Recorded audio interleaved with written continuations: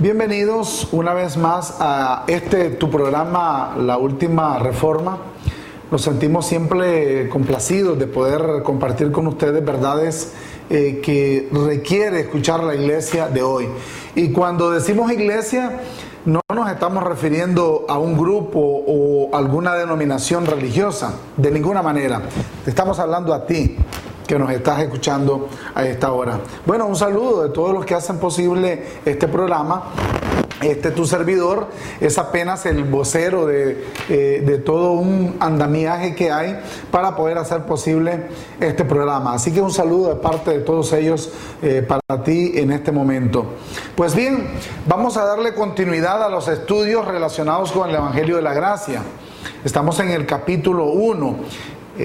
Los principios de la gracia, y estuvimos abordando 3 temas que han resultado interesantes para muchos de nuestros seguidores en YouTube, en nuestro canal en YouTube, de tal manera pues que vamos a darle continuidad en secuencia a cada uno de esos aspectos que hemos abordado. Iniciamos aclarando la autoridad apostólica que tiene el apóstol Pablo.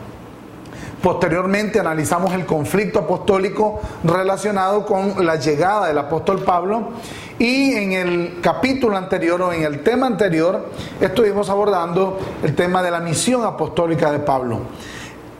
En este tema de hoy vamos a abordar revelación e inspiración, un tema que queremos enlazarlo con lo que hemos abordado anteriormente para que no te quepa la menor duda de que el apóstol Pablo llamado a los gentiles es nuestro apóstol Pablo. Y yo quiero iniciar hablando acerca de unas palabras expresadas por Jesús de Nazaret, las cuales se encuentran tanto como en Mateo 11:27 como en Lucas 10:22. Y te leo textualmente lo que dijo Jesús de Nazaret en ese momento. Todas las cosas me fueron entregadas por mi Padre, y nadie conoce al Hijo sino el Padre. Hace una relación bastante clara. Sino el Padre, ni al Padre conoce alguno, sino el Hijo, y aquel a quien el Hijo lo quiera revelar. De tal manera que nosotros entendemos acá de que el Hijo iba a ser revelado también, y de que el Hijo iba a dar esa revelación a alguien a quien Él en su momento iba a determinarlo. Acabamos de leer Mateo 11:27 y ese mismo texto lo encontramos en Lucas 10:22. Yo quiero irme ahora a lo que escribe el apóstol Pablo a los Gálatas en el capítulo 1. A la altura del versículo 15, dice el apóstol Pablo: pero cuando agradó a Dios, que me apartó desde el vientre de mi madre y me llamó por su gracia. Dice que fue apartado desde el vientre de su madre, un llamamiento santo. ¿Cuál era el objetivo de Dios apartarlo y de agradar en él? Dice, revelar a su Hijo en mí. Nota la expresión paulina, revelar a su Hijo en mí, para que yo le predicase entre los gentiles. Era revelar al Hijo y predicar esa revelación a los gentiles. No consulté enseguida con carne y sangre. Si nosotros enlazamos las palabras dichas por Jesús de Nazaret, estamos entonces entendiendo que la misión apostólica de Pablo de revelar al Hijo fue una misión plena. Revelar. Y observábamos al principio como por ejemplo en el apóstol en Romanos 16:25 dice: y el que puede confirmaros según mi evangelio y la predicación de Jesucristo. O sea, hay alguien que lo podía confirmar en esa misión apostólica, según la revelación del misterio que se ha mantenido oculto desde tiempos eternos. El que puede confirmaros según mi evangelio. De tal forma que hay una revelación. Esa revelación le fue conferida al apóstol Pablo. Si la iglesia quiere entender esa revelación, si la iglesia quiere conocer esa revelación, es el apóstol Pablo quien te lo hace manifiesto. Yo sé que este tema de que el apóstol Pablo fue llamado es un tema polémico. Sin embargo, nosotros no podemos pasar por alto el llamamiento que él tuvo. Es cierto, Pedro tuvo un llamamiento también, lo tuvo Santiago o Jacobo y lo tuvo también Juan. Nosotros no vamos a poner de ninguna manera en entredicho eso. No obstante, el evangelio de Pablo es el evangelio de la incircuncisión y el evangelio de los discípulos de Jesús es el evangelio de la circuncisión. Son llamados totalmente distintos. Y el llamado de ellos tenía una función muy particular. No así la del apóstol Pablo, o sí es particular, pero no así en el sentido de que se limitaba el tiempo en el cual ellos vivieron. No, el llamamiento del apóstol Pablo, una vez recibida la revelación, se iba a postergar en el tiempo. Entraba el tiempo de los gentiles, entraba este momento que estamos viviendo, que es el momento de la iglesia. Y está claro, lo acabamos de leer en este momento. Hay un texto que vamos a analizar en este momento y me quiero referir con él de manera clara al asunto de lo que Pablo le escribe a los Corintios, 1 Corintios capítulo 4 versículo 6. Esto ya lo estuvimos hablando también en el programa anterior, pero yo quiero darle un mayor énfasis para que entendamos el asunto de la revelación y de la inspiración. Ya estuvimos viendo ahorita el asunto de la revelación, revelar a su Hijo en mí, dice el apóstol Pablo. Ahora vamos al asunto de la inspiración. 1 Corintios 4, versículo 6. Pero esto, hermanos, lo he presentado como ejemplo en mí y en Apolos por amor de vosotros. Para que en nosotros, Pablo hablando, escribiendo, aprendáis a no pensar más de lo que está escrito, no sea que por causa de uno os envanezcáis unos contra otros. La palabra escrito es la palabra en griego grafé, escribir, anotar. Pablo está enfocando aquí qué es lo que él está escribiendo. El texto que más se ha puesto, digamos, en evidencia, el asunto de las contradicciones que la religión trata ahora de forzar, es lo escrito por Pablo en la segunda carta a Timoteo, capítulo 3, versículo 16. Y vamos a ir ahí porque en la iglesia protestante utiliza la versión Reina Valera de 1960. Una versión que tiene un estilo literario muy rico desde el punto de vista lingüístico en el español, y eso no podemos pasarlo por alto. Incluso es muy respetada desde el punto de vista de nuestro castellano, de nuestro idioma. Sin embargo, en la traducción que hace de los textos griegos, lastimosamente tiene una serie de elementos que hay que considerar uno por uno. Estamos hablando desde el punto de vista de crítica textual. Entonces la Reina Valera es la que estamos utilizando también nosotros de cabecera para estos nuestros programas. Pues en la Reina Valera del 60 nosotros encontramos en 2 de Timoteo 3:16, toda la escritura es inspirada por Dios y útil para enseñar, para redarguir, para corregir, para instruir en justicia, a fin de que el hombre esté enteramente preparado para toda buena obra. Este texto es utilizado por la versión protestante, por la versión católica y por otras corrientes de corte religioso, en el aspecto de que Pablo está afirmando aquí que todo lo que conocemos como la Biblia es inspirada por Dios. Sin embargo, hay que tomar en cuenta una serie de elementos como el elemento histórico. Yo quiero referirme a esto. Estamos hablando con personas maduras y yo sé que estás anotando todo lo que estamos conversando en este momento, y yo sé que al final vamos a estar de acuerdo en lo siguiente. Desde el punto de vista histórico, cuando Pablo escribe a Timoteo, fue probablemente en el año 65, en la segunda carta a Timoteo, todavía la mayor parte de los libros de lo que hoy conocemos como el Nuevo Testamento no estaban escritos.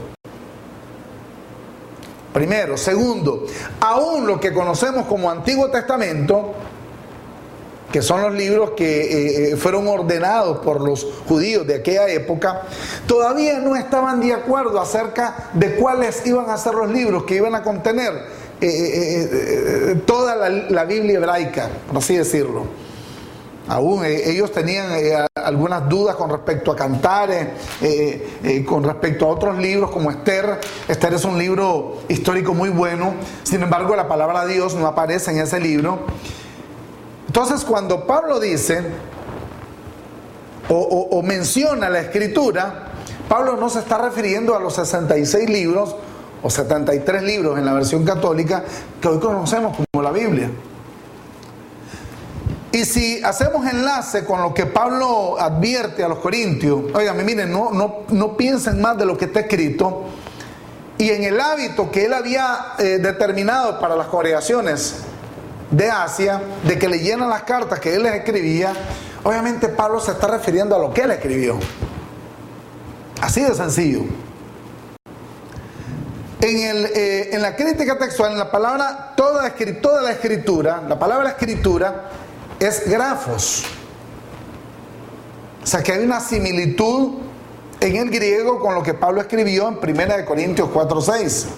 Pero lo llamativo del caso es que la palabra inspirada por Dios es una palabra en griego muy particular que usa Pablo, theopeneptus, o sea, salida del aliento de Dios, inspirada por Dios. Y en la traducción de este texto hay un debate bastante llamativo. La Reina Valera del 60 ya es una revisión que se hicieron de la primer traducción al español hecha por Casiodoro de Reina en 1569. Posteriormente apareció Cipriano de Valera, quien le hace una revisión en 1602, y de allí el nombre derivado de Reina Valera. Otras revisiones hasta la revisión del año de 1960, Reina Valera del 60. Casiodoro de Reina, cuando hace la traducción al español, hace una traducción totalmente distinta de la que tenemos nosotros aquí. Y decía Casiodoro de Reina en la versión de 1569, toda escritura divinamente inspirada es útil para enseñar, para redarguir, para corregir, para instruir en justicia. ¿Verdad que cambia totalmente el contexto de ese texto mismo que estamos leyendo? Cambia totalmente su significado. Toda escritura divinamente inspirada. Quiere decir que no toda la escritura o no toda la escritura tiene una inspiración divina. Y si Pablo está refiriéndose aquí a algo en particular, no se está refiriendo a la llamada Biblia de los 66 libros. No se está refiriendo a la de 73 libros. No se está refiriendo ni siquiera a los 27 libros que componen el llamado hoy en día Nuevo Testamento. Él se está refiriendo a lo que él recibió. ¿Te acuerdas que en Gálatas capítulo 1 le decía a los Gálatas, enseguida yo recibí de Dios y yo no consulté con carne ni sangre? Y a él se le dio revelar a su Hijo. Generalmente cuando hablamos de este tipo de tópicos, el asunto de las traducciones, muchas personas tienen temor. Sin embargo, en las traducciones obviamente tienen un sesgo. En primer lugar está el sesgo de quien traduce. En segundo lugar está el sesgo histórico también. Realmente eso fue lo que el apóstol escribió en griego.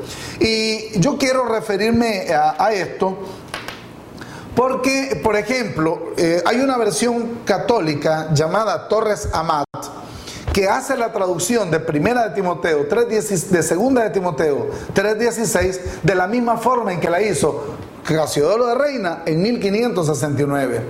Te encuentras también, por ejemplo, la Biblia crítica Cantera Iglesias, que dice todo escrito inspirado por Dios, también provechoso para enseñar.